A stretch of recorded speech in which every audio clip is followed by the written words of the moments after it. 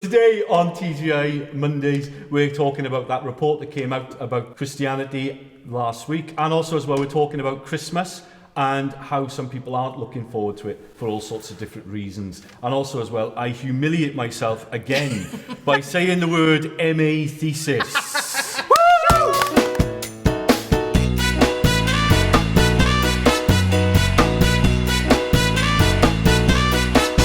Welcome to another episode of TGI Monday. Thank you so much for all of your interaction with the show via Facebook, via Twitter and the various other mediums. It's really helpful to have your questions and your comments so that we've got stuff we can actually talk about. So keep up the good work.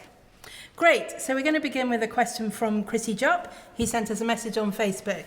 She says, what do you all think about the report which came out last week claiming that we are no longer a Christian country and therefore public events and so on should be de-Christianised? Howell, what do you think? Should we be scared of that sort of report? Well, I remember when I did my MA thesis, I read a book published in 1981 saying the making of post-Christian Britain, so I don't think it's anything not new. No.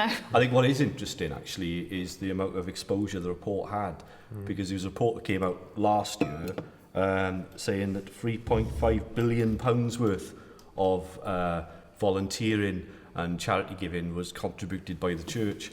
I don't remember seeing anything on the telly about that. Well, and you know, when the rubber hits the road, I don't know about you, I presume we all are at this time of year particularly, but people want to be able to have a go-to place with the big stuff, and actually what goes on the rest of the year may not reflect some of that stuff, but there are those intersections where particularly when you have to see some sort of local tragedy, and actually it's the gathering place, and the details of what you gather for become far less important, and that's the stuff that ends up being a bit of the nonsense. But there's a gathering space regardless. And when you have headlines like this, there's a lot of noise that goes with this. There's a lot of shrill noises, and not just from humanists, but there's Christian groups as well. Definitely. Can get very, very defensive, very upset about this. I think that really, I don't know about you, but I'm not fighting for ownership of the country. What I'm concerned about, I think Christianity is about a life-transforming relationship with God and how that operates within the church. And yes, it has a social impact. We're not in public space, but I'm not worried about kind of grabbing onto society and holding on to a past that we think we somehow own or are owed. No, and that's where it becomes unhelpful. So in some ways it's quite helpful to have a forum for starting to talk about that stuff, because it's only ever about hearts and minds, one person at a time. Jesus didn't do some kind of systematic takeover. No. He was interrupted by people and gave them his full attention. And actually that's the story, isn't it? It's only ever that story. And one thing I think was interesting about the report, they talked about how in previous surveys and in the past, a lot of people would automatically have ticked the Christian box. If you go into hospital and they ask you what religion are, they sort of automatically put you down as church relevant. Exactly. And these days, people tend not to do that so much. If they say they're Christian, it's because they are Christian, and that means something important to them. And so I think it's not a bad thing if people are being more honest with themselves about where they do stand. If they're not really Christians, they're willing to admit that. And it's very complex though, because I know, like for example, my dad will go to church with my mum occasionally when he's on his canal boat. He goes every Christmas morning with a hangover because he's banned from midnight mass because he was misbehaved in 1972. Well, he did. In fairness, he did interrupt Alma Caponini's wonderful solo of Once in Royal David City. Well, he deserved everything he got. Fair play to my dad, right? Yeah, but he ticked the non-religious box, right? Yeah, good. But he goes to church like that. But somebody will tick the Christian box who haven't been to church for 40 years. Yeah. So as a scientist, it's a very, very subjective way of measuring things. Yeah. A tick box will never do it, will it? And what do people mean by being a Christian as well? It's a broader thing than that. And if you look at church history, the relationship between the church and the nation has fluctuated. There's never been a steady state. And I think often what people are reacting to is a kind of the Victorian vision, a Victorian myth of what Christianity should be. Well, and when the church acts like the state or vice versa, actually then we're sort of losing quite a lot of the authenticity, actually. Yeah. Well, I think the other thing which is interesting, though, going back to that report I was telling about the Jubilee Foundation, links in the description, is that £3.5 billion worth of capital was put into society by the churches last year, and that's increasing year on year. Right? Tragically, we have to talk about things in terms of added value and money, but in reality, that's a real measure, right? It is. Yeah, It's that's a huge. real measure. Now, volunteers are... what that tells you, though, right, is what's motivating those people who come to church. What's getting them up in the morning, right? And when they wake up in the morning, what that says is they're worried about food banks, cap centres, debt, suicide, visiting people, all these different other things, right? Yeah. So when I wake up in the morning, right, those are the issues I deal with day in, day out, right? When I wake up in the morning, I don't think, do you know what would really make a huge difference in my life and in the life of every person?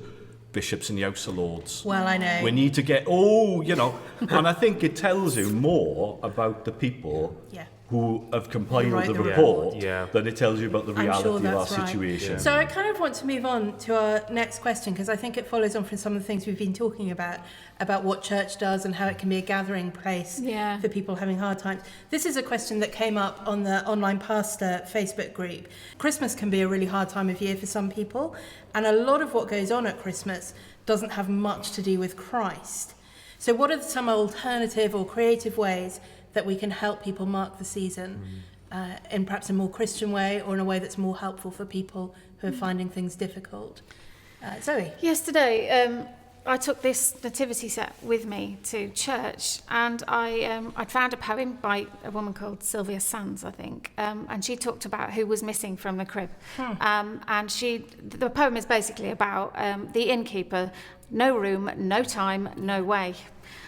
And actually, I'm talking about myself as I talk about everybody else, but as we go through Advent and as a church, we're encouraged to think reflective, spiritual preparation.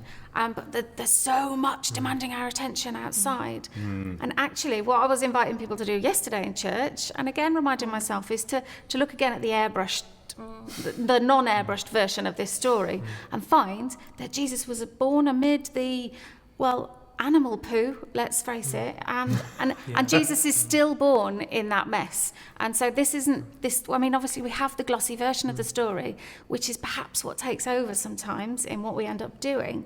But the power for me is being honest that this is ordinary people's story. These were refugees shortly after the birth, and this is our ordinary story that we find ourselves in. The Christian story, the Gospel's Christian story, it sucks. It's really not a pleasant time. No, it's not. We've beautified it a lot. We try to make Christmas, it has to be this happy time. Right. But actually, there was a murder by Herod of a great deal of the infants in the Christmas story. The Holy Family were pushed out. Did you watch the Nativity yesterday? Because there's that play, isn't there? That really hilarious film. Well, the Herod version is the competing children's nativity play, and it is horrifically graphic about exactly that so bit. Christmas doesn't have to be happy. I mean, it affects so many different people. You look at the migration crisis that we've got in the moment, at the moment, and you realise that the Holy Family were pushed out into Egypt because it was too dangerous for them to stay where they were. Yeah, and if you look around the church now, we're doing the Festival of Carols and Trees and Cribs, and what we've done, each group has made a crib imagining how Christ would be born if he's born today. And the one over there, I'll put a picture actually in the Facebook page, is of Jesus born as a migrant. We've got Jesus from a parent without a family without the father. We've got that over there. There's one in a prison you've got here. We've got one in a prison. Weighed down by debts. Weighed down with debts, the food bank. Center. That's the thing. That's the ordinary bit of the story. And that's the thing that we're concerned about in this church. And that's the thing that I think people are concerned about. Yes, I agree. We haven't got, let's be honest, we haven't got a crib in the House of Lords. So that's the point. I guess I want to mention two things that I've come across this year that I think just help us have a different approach to Christmas. First is the reverse Advent calendar. Have you heard of this? Yeah, that's good. Where you, instead of having an Advent calendar where you get a chocolate every day, you have a box, and every day you put something in it to go to a food bank.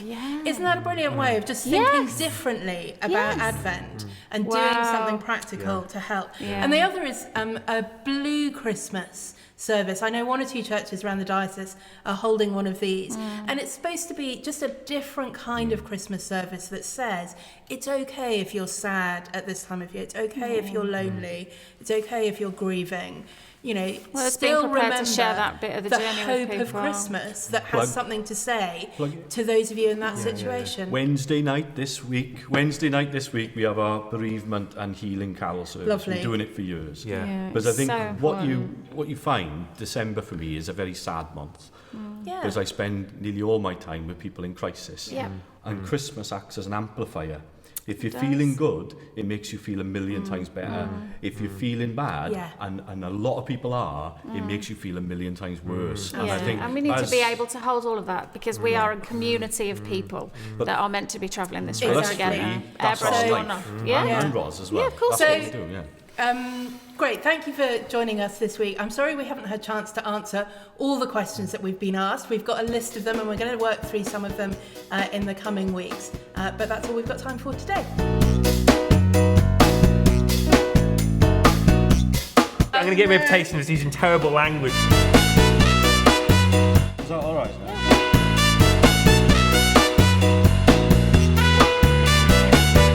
So we're going to have lots of big words over here. Yeah, lots of bad language you here. trying to be young and Trying to using big words. Thanks.